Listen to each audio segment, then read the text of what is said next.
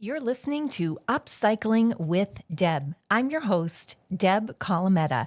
I wrote a #1 best-selling book called Best Offer, Best Life. You can find more information about me on my website, thedebsite.com, or find me on Instagram and Facebook at Deb Colameta.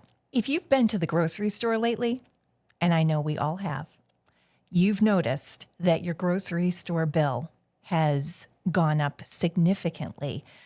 I'm going to say that over the past couple of years, my grocery bill has probably doubled. And especially in the past couple of months, I've noticed that it's gone up at least 25% to 50%. As a family, we don't eat a ton of meat. It's not that we're vegetarian or anything like that, but I just don't know how to cook well enough to do it justice. So sometimes Ray will barbecue or we'll cook a nice cut of steak, but we don't eat a ton of meat. So we have a grocery bill that's pretty high, even without a lot of chicken or hamburgers or steaks. I do all the tricks that I've learned in Weight Watchers, like shop the perimeter of the store.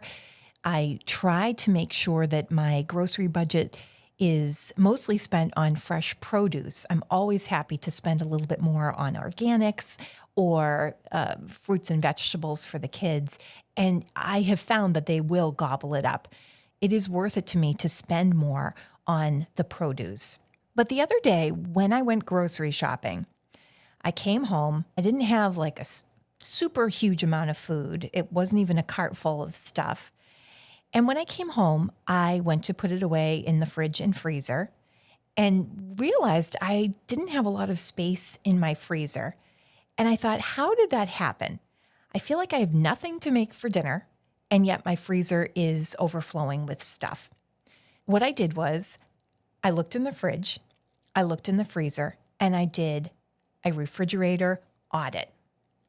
This is how I saved $150 on my last grocery trip. Step 1, I looked at what was in the freezer and I picked a day where it wasn't too hot out and I emptied the freezer. It was ready for a little bit of a clean out anyway. And I knew I had to work quickly, so I did it when the kids were in school so they weren't asking about what was coming out of the freezer and I wasn't getting distracted or anything. I knew that it was go time. As soon as I took things out of the freezer, I had to get running.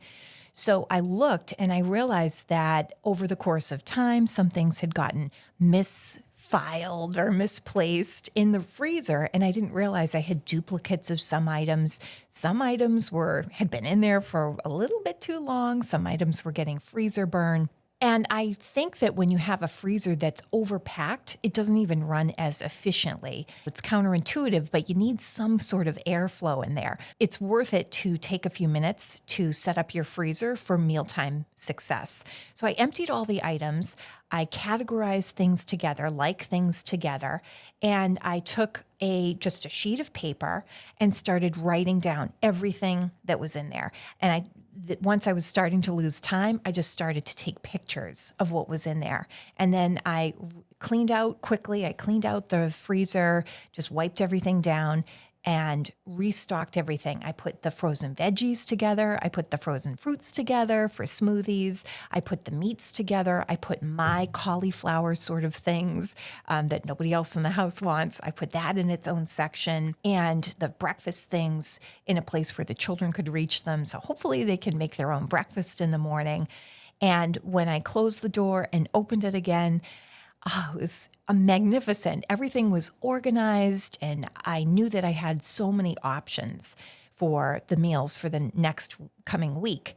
And my challenge to myself and my challenge to you is, after you've done that sort of a freezer audit or refrigerator audit, how low can you go with your next trip to the grocery store and your grocery bill? After I did that audit, I took myself to Wegmans and I was able to buy more produce with the money I saved because I didn't stock up on freezer-like items. I came home, washed all the produce, put that in the space that I had created in the fridge side of the refrigerator, and I looked at the list of items that I had created. And as I looked at that, the meals started to jump out at me. I had some stir-fry veggies that were frozen. I had lots of smoothie things. I had some Bisquick in the back of the refrigerator. I had milk. I had some pickles. I had all these things that were going to spoil. So by taking a minute to be mindful of what I already had before I went to the grocery store, it prevented me from overbuying. And we hear a lot about kids having too many toys, and I have seen this for myself. They just get overwhelmed. On Christmas morning, they'll take a look at all their stuff, and then they go and they find like a bouncy ball that they've had for 2 years and start bouncing that in the space. The new toys almost get in their way. When the kids have too many toys, too much stuff, it becomes overwhelming, and then they don't play with any of it, really. That's something I think many people can relate to. I feel the same way about the refrigerator. We are so blessed that sometimes it feels like it's overstocked. But if you can't visually pick out what meals could go together and what options you have for food, it feels like, oh, I have nothing for dinner. I have nothing to make. But really, if you take a few minutes to think about it, you could come up with some concoction of items that are already in your freezer.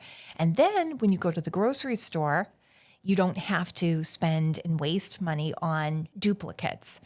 So I tried that strategy the last time, and my bill, which unfortunately the past few months has been about $250 every 10 days or so, went down to about $150.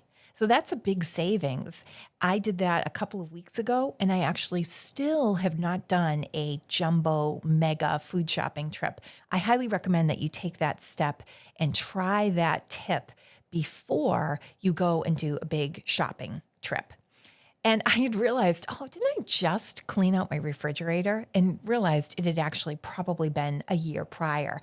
In the process, I found some salad dressings that had expired and some condiments that had expired. It's a great thing to do to make sure your fridge is not only neat, but that you're eating healthy foods that are within expiration. It's a great step to making the most of your. I love to stockpile maybe 2 to 4 small individual size chicken pot pies. They can be zapped in the microwave. They're healthy for the kids to eat. They get some vegetables in them. They get some protein in them. I have some individual pizzas, which can supplement if we're having leftovers and the kids don't like what we're having leftovers of. They can have a relatively healthy little Trader Joe's pizza. We have a lot of skillet meals from Trader Joe's where we can just dump it in a pan. It's one pan. That way I can kind of supplement. And that way I'm not cooking from scratch every single night. I maybe do that every other night, and then we have leftovers in the off nights. And then I feel like I'm not as stressed if we're running to a practice that's at the same time as dinner. We can either run to leftovers or we can tap into those odds and ends that are in the freezer. And I had talked in a previous episode about how I sometimes will empty the refrigerator. And if I have a lot of things that are kind of random, I put it on the counter and I call it a trip around the world meal. So the kids can maybe finish up the Chinese that's there, maybe if there's some leftover pasta or pizza or whatever. And we just kind of have a mishmash of things that are on our plates. That's very important to not overwhelm yourself by having too much stuff stuck in your freezer. Wow, what a wonderful blessing and first world problem to have too much food in the freezer. Some other go-to items that I rely on are organic or healthy chicken nuggets. Chicken patties can become a lot of things quickly. You can just microwave them. My kids eat them plain, but I could eat them with a mozzarella stick that's been cut up on top and then add a little bit of sauce for just something quick to eat if I'm on the go and running out and just need a little bit of protein. There are so many times where if I have a couple of random ingredients and if I start to plug that into Google and say, find a recipe with, and then I'll add those items, it will pop up or populate a few recipe ideas. And then I start to think about getting more creative with what I have in the cabinet. We've also been very good about limiting the amount of takeout that we get. ugh, even a couple of weeks ago, we got some takeout and it was like at a local sub shop and the bill was over $70. And I remember thinking, I just don't remember eating like this when I was a kid. It was so much cheaper. I mean, the subs were a few dollars each. Even a few years ago, they had $5 subs at Subway. So the most you would spend would be $20 to $25 to feed a family of four. And now that's a huge chunk. So if you do that a couple of times a week, now you're looking at $150, maybe $200 for a bigger family or more frequent takeouts times four. That is now a huge bill. We got away from doing a lot of the takeout back during the pandemic for a couple of reasons. One, because I was thinking to myself, I don't want to do takeout because I'm taking all these precautions to stay healthy.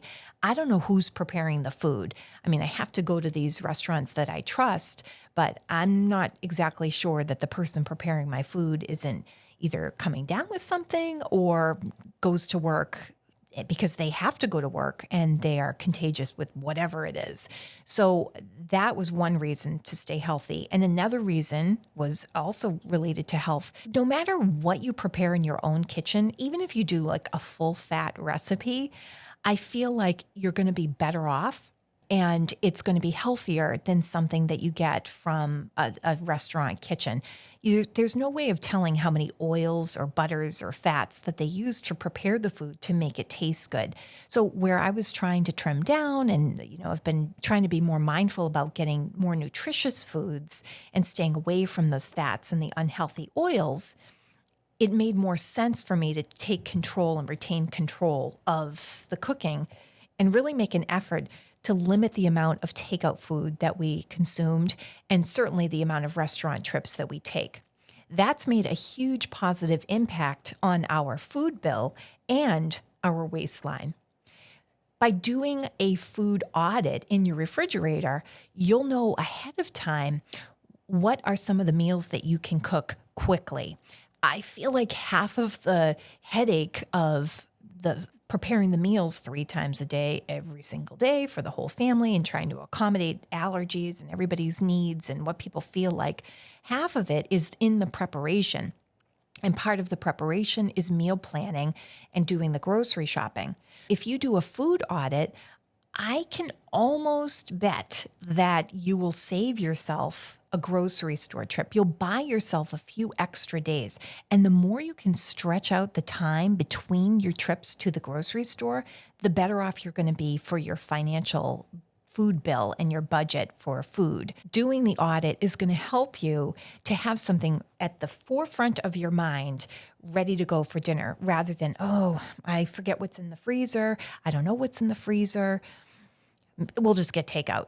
No, I remember I wrote down what we have, several options, made some general notes on what I might cook based on what our schedule is, what might I reheat, and I have that ready to go. So when I have that thought around 3:30 or 4 o'clock, what am I going to make for dinner?